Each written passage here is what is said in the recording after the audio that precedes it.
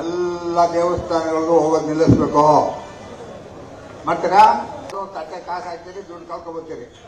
ಏ ಭಗವಾನ, ಒಂದ್ ಮಾತು ಹೇಳ್ತೇನೆ ನಾನು ನಿನಗ. ಇವತ್ತ ನೀನು ನಮ್ಮ ದೇವಸ್ಥಾನಕ್ಕ ಬಾ.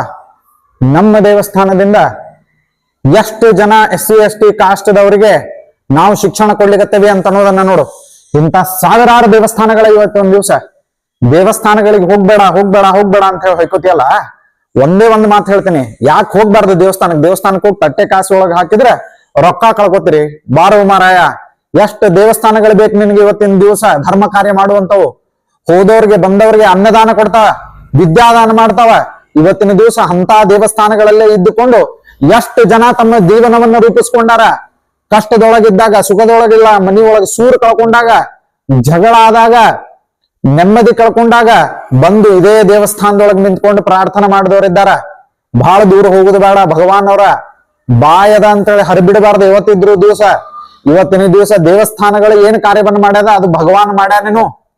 ಇವತ್ತ ದಾರೆ ಏನೋ ಒಂದು ಮೀಟಿಂಗ್ ಕರೆದ್ರ, ಮತ್ತೊಂದು ಕರೆದ್ರ ಬಾಯಿ ಬಂದಂಗ ಮಾತಾಡ್ತೀರಿ. ಒಂದ್ ಸತಾರ SC ST ಅವ್ರಿಗೆ ಇದರಿಂದ ಲಾಭ ಅದ, ಇಂಥ ಸ್ಕೀಮ್ ಅದ, ಇಂಥ ಯೋಜನೆಗಳದವ, ಇಂಥದ್ ನಿಮಗ್ ಬಂದ್ ಮುಟ್ಟೇದೋ ಇಲ್ಲೋ ಅಂತೇಳಿ ಒಂದರ ಭಾಷಣವ ನಿಮ್ಮ ಒಂದೂ ಭಾಷಣ ಇಲ್ಲ.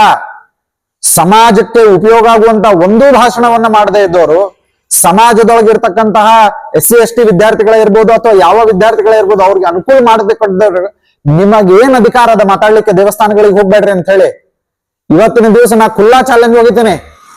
ದೇವಸ್ಥಾನಗಳು ಮಾಡುವಷ್ಟು ಧಾರ್ಮಿಕ ಕೆಲಸಗಳನ್ನ, ಸಾಮಾಜಿಕ ಕೆಲಸವನ್ನ ಒಬ್ಬ ವ್ಯಕ್ತಿಯಾಗಿ ನಿಂತ್ಕೊಂಡು ಯಾರು ಮಾಡ್ಲಿಕ್ಕೆ ಸಾಧ್ಯ ಇಲ್ಲ. ಆ ಎಲ್ಲಾ ಕೆಲಸಗಳನ್ನ ದೇವಸ್ಥಾನಗಳು ಮಾಡ್ಕೊಂಡು ಬಂದದ.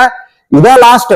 ಇನ್ನೊಮ್ಮೆ ಏನಾದ್ರೂ ನೀವು ನಾಲ್ಗೆ ಹರಿಬಿಟ್ರಿ ಅಂತಂದ್ರೆ ಅಲ್ಲಿ ಮೈಸೂರಿಗೆ ಬಂದು ನಿಮ್ಮ ಮನೆ ಮುಂದೆ ನಾನು ನಿಂದಿರ್ತೇನೆ.